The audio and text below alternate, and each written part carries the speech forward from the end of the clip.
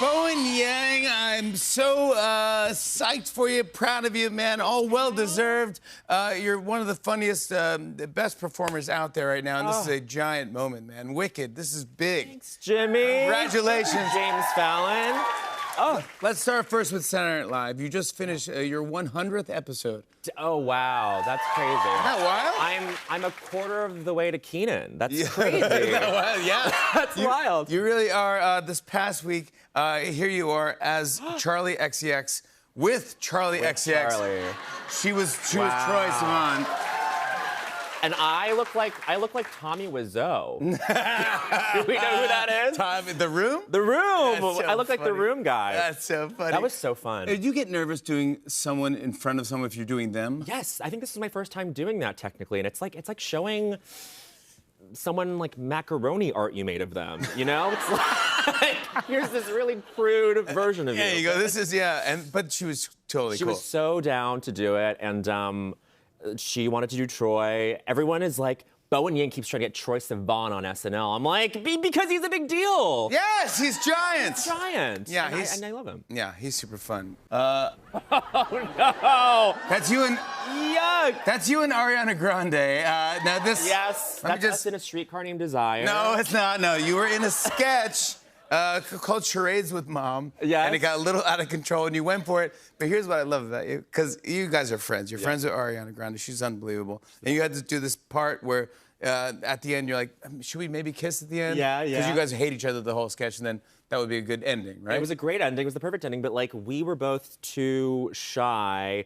And we both had the same idea. She was like, I was gonna kiss you as a joke, but like that would have been weird. And then I texted her later, I was like, hey, you can totally say no. Please say no, but what if we kissed? And she was like, yes, let's do it. All right. But I had to apologize to her because I opened my mouth too much. And like, I parted my lips too much, and can we all agree that's like date number 4? Like, yes. You don't do that on the first go. You went for it. What's wrong with me? But I love that you called it right out, and you're like, I'm so sorry. I'm so sorry. I did not. But she was like, that's totally cool. She goes, yeah, but like, have you kissed a friend before like that? No. No. Well, darn. I thought this was gonna be relatable. Oh, yes, I'm sorry. Yes, of course I have. Yes. Yes, no, I did. it's like when it's a joke. It's like you still gotta sell it. It's acting. It's acting. Yeah. I do know that she's a giant fan and loves you so much, and she actually called Lorne to get you to do Wicked. Did you know this? I didn't know this until later, but yeah, like it wasn't gonna work out with the scheduling. Lauren was like, you can't miss shows. I was like, totally, King. I understand. I won't do it. And so I let the dream go. I was like, oh, I was almost in Wicked. That would have been so fun. And then Ari picked up the phone and called him, and then he was like, okay, sure. He's an Arianator, apparently. And if like your boss doesn't let you do something, get Ariana Grande on the horn. And she'll fix it for you. When did you get a chance to see it? Was it a big premiere? Did you go to all the things? You're so good in it. You got to be really psyched about this. I saw it for the first time with people at SNL. When Ari came to host, they did like a screening for all of us.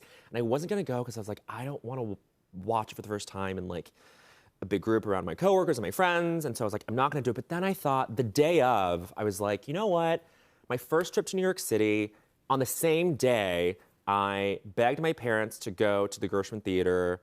We couldn't afford tickets, but I begged them to go just so I could touch the glass and like look at the lobby and like see what it was like inside. No way. And the same day we came to 30 Rock, we came here to take the studio tour at SNL, and I was like, I got to be in both of those things, and it's the universe. It's like so full circle. Like sometimes the universe makes it so easy. And so I was like, I have to see it with my SNL family, and I'm so glad I did. It was so much fun. Everyone go see it, please. It's so good. Oh my God. Oh, you were phenomenal in it.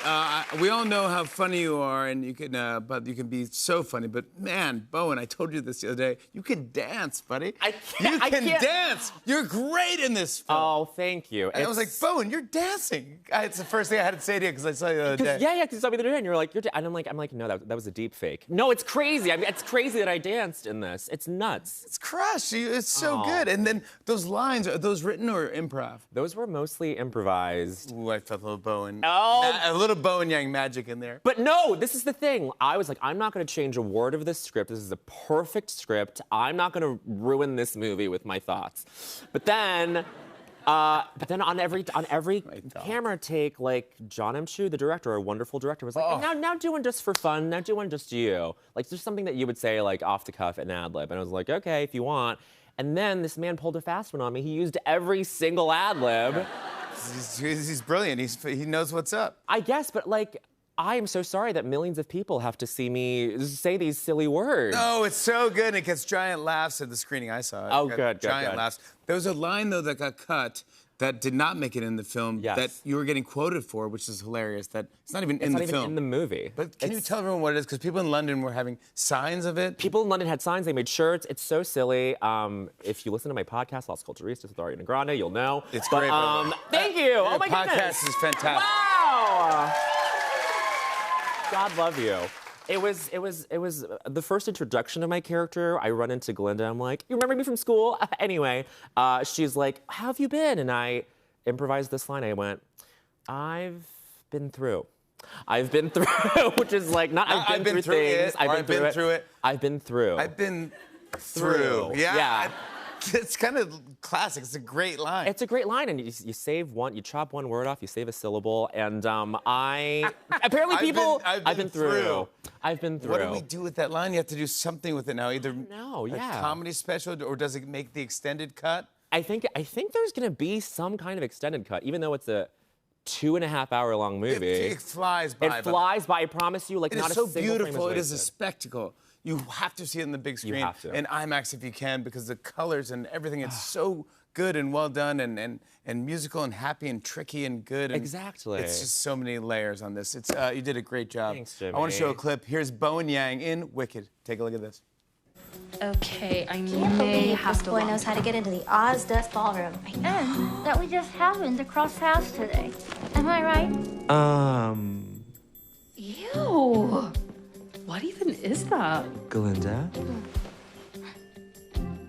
What's the reason? I know. It's my granny. She always makes me the most hideous hats. I'd give it away, but I don't hate anyone that much. I couldn't. Could I? No. Oh. Hi. Whoa! Who did you give the hat to? Bowen Yang, everybody. Wicked is in theaters and IMAX this Friday. Jin joins us after the break. Stick around, everybody.